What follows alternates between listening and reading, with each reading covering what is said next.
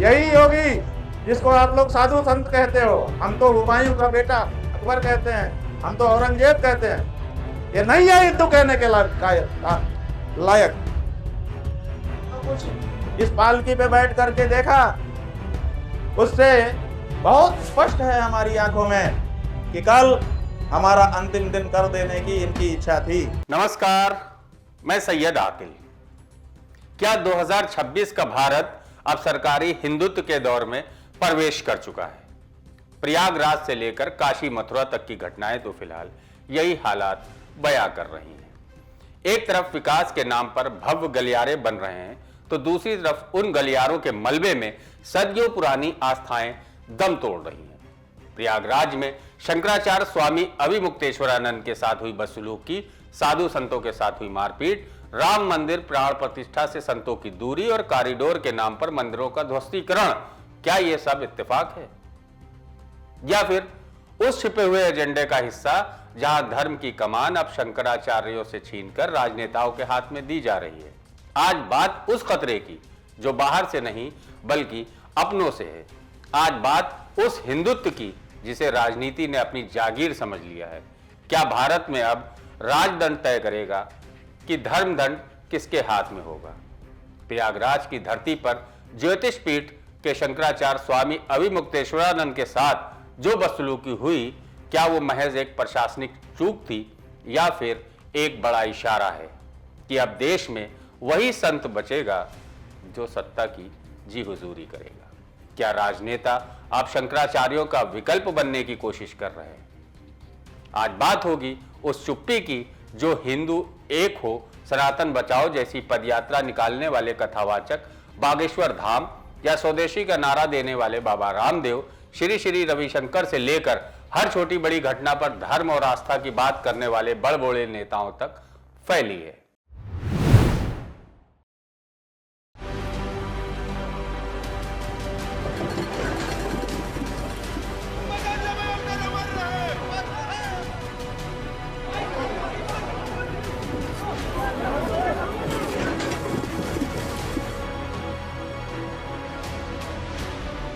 प्रयागराज माघ मेले में मौनी अमावस्या के दिन जो कुछ हुआ पूरी दुनिया ने देखा।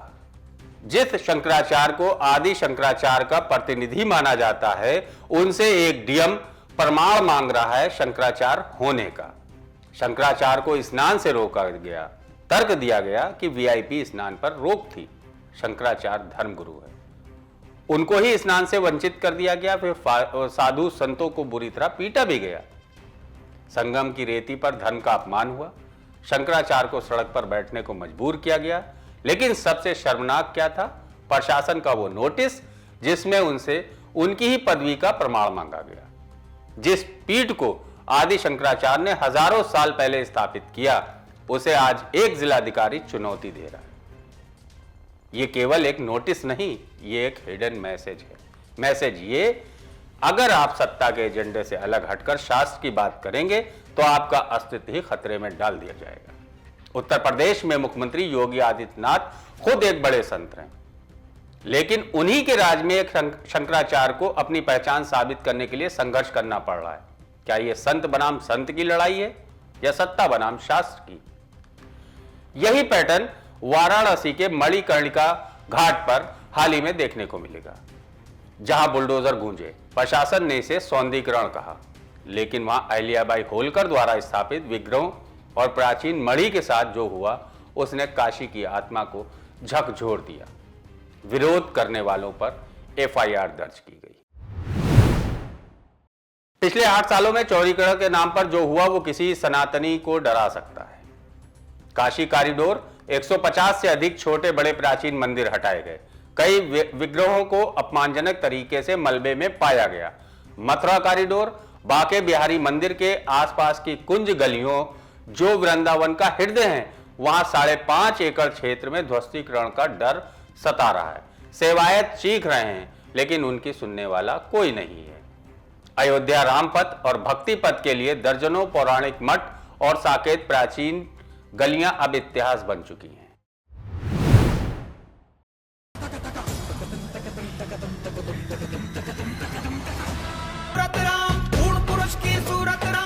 राम यानी जनता के सुख को सर्वोपरि रखना। प्रजा सुखत्वे चंद्र। राम मंदिर प्राण प्रतिष्ठा में चारों शंकराचार्यों ने शास्त्रीय आपत्ति जताई थी कि अधूरे मंदिर में प्राण प्रतिष्ठा शास्त्र सम्मत नहीं है। नतीजा क्या हुआ? उन्हें विरोधी बताकर किनारे कर दिया गया। कड़वा सच ये, धर्म ध्वज ध्वजारोहण हो या भूमि पूजन, मुख्य भूमिका में अब केवल राजनेता होते हैं। धर्मगुरु केवल बैकग्राउंड में अतिथि बनकर रह गए। क्या राजनेता अब स्वयं को धर्म से ऊपर मान चुके हैं? योगी आदित्यनाथ स्वयं नाथ संप्रदाय के मुखिया हैं, लेकिन उनकी पुलिस जब शंकराचार्य के रास्ते में बैरिकेड्स लगाती है तो संदेश साफ जाता है, राजदंड ही सर्वोपरि है। हिंदू धर्म की अनदेखी का यह सिलसिला अगर नहीं रुका तो भविष्य में कोई भी राजनेता किसी भी मठ की परंपरा को बदलने का दुस्साहस कर सकता है।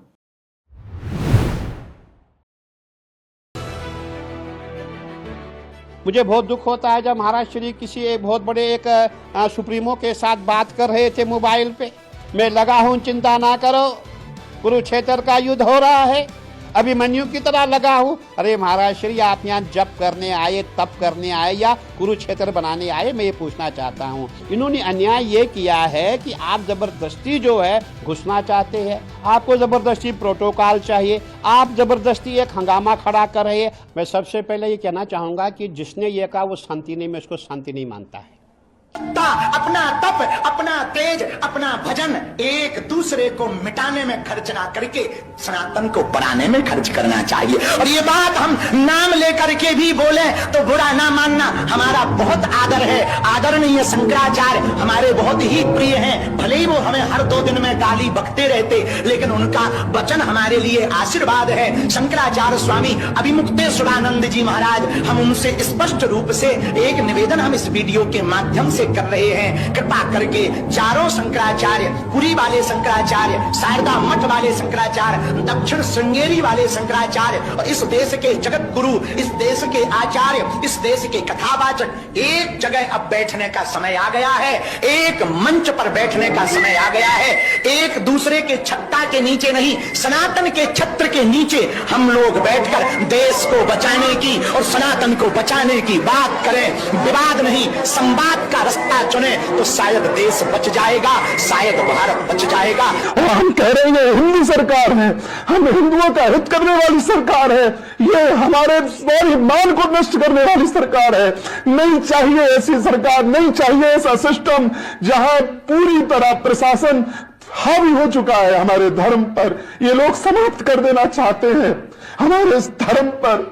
दुराचारी है, ये अत्याचारी है, नष्ट हो जाना चाहिए ऐसे लोगों को। ये सिस्टम की फेलियर है पूरे उन हिंदुओं का जिन्होंने अपने मनोबल से वोट देकर एक ऐसी सरकार चुनी थी कि जो उनके मान को, उनकी परंपरा को, उनकी संस्कृति को झंडे की तरह ऊंचा लेकर के जाएगी। आज अत्याचार हुआ है भारत की धरती पर। नारी सम्मान और संत सम्मान सर्वोपरि है। आज शंकराचार्य जी, अभिमुक्तेश्वरानंद जी, आज उनके कितने शिष्य हैं, कितने भक्त हैं, कितने बच्चे हैं जो उनको पूजते हैं और अपने छोटी सी बात पे इतनी भयानक झड़प करनी। ये शिष्यों को, चेलों को आपने चौकी में बिठा दिया। आज ब्राह्मण की शिखा उसके लिए कितनी ज्यादा, उसके जीवन से ज्यादा मूल्यवान उसकी शिखा होती है। आज आपने उसी शिखा को पकड़ के एक ब्राह्मण को, कुछ शिष्यों को घसीटा है। आप आइए, हमारे परम आराध्य से विनती करिए और एक संत को, मर्यादा को बचाने के लिए आप यदि नहीं सकते, हमेशा मुख्यमंत्री के सीट में नहीं रहोगे आप। मुझे कहीं न कहीं इसमें राजनीति की बू आती है। ऐसे शंकराचार्य है और भी शंकराचार्य है, लेकिन वो बेचारे कहीं भी जो है धर्म विरुद्ध बात नहीं करते हैं, न तो राजनीतिक रोटियां सेकते हैं। इनका कहीं न कहीं किसी राजनीतिक दल से जो है साठगांठ है, इसकी जानकारी भी मेरे पास में है, विद सबूत है। समय आने पे मैं इसका खुलासा करूंगा। को विश्वास धीरे धीरे आपसे हट रहा है और यह धीरे धीरे आंदोलन का रूप लेगी और ऐसा आंदोलन होगा, भूतो न भविष्यति, ना आज तक ऐसा हुआ है ना ऐसा होगा। तो आप 11 साल में यह घोषणा करें, जैसे आपने 370 हटाया, जैसे आपने GST हटाया, जैसे 3 तलाक हटाया, उसे आप निर्णय लें और 1 मिनट के अंदर गो हत्या पूरे देश में। शासन का अहंकार, ये सत्ता हमेशा नहीं रहती है, कभी अपनी सत्ता का दुरुपयोग नहीं करना चाहिए। गंगा स्नान से रोकने वालों को गो हत्या का पाप लगता है। ये शास्त्र वचन है, मेरा वचन नहीं है।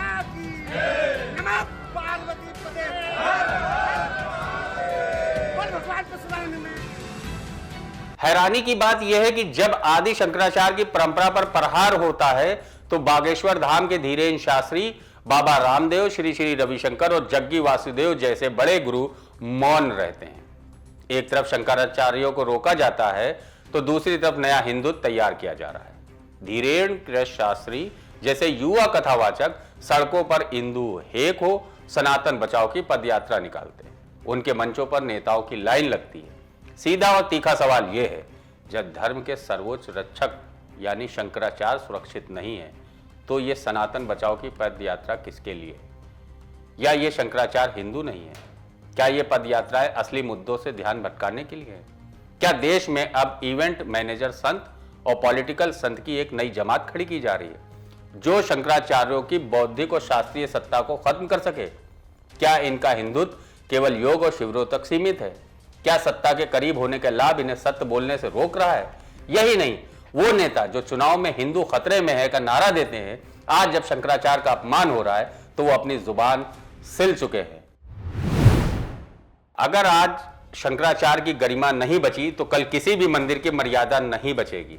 विकास के नाम पर हम कंक्रीट के महल तो बना रहे हैं लेकिन सनातन की संस्थागत शक्ति को नष्ट कर रहे हैं। याद रखिए, धर्म बिना गुरुओं के केवल एक राजनीतिक विचारधारा बनकर रह जाता है और जब राजनीति धर्म को निगल लेती है तो आस्था दम तोड़ देती है। आज अगर भव्यता और शास्त्र की मर्यादा के बीच का फर्क ना समझा गया तो मंदिर तो होंगे पर उनमें संतों की आवाज नहीं, केवल नेताओं के भाषण गूंजेंगे। धर्म का एकीकरण कर पूरी तरह राजनीति में विलीन किया जा रहा है ताकि आप धर्म के नाम पर सवाल पूछना बंद कर दें। फिलहाल अभी के लिए मेरे साथ बस इतना ही। देश दुनिया की बाकी खबरों के लिए आप बने रहें मेरे साथ। नमस्कार।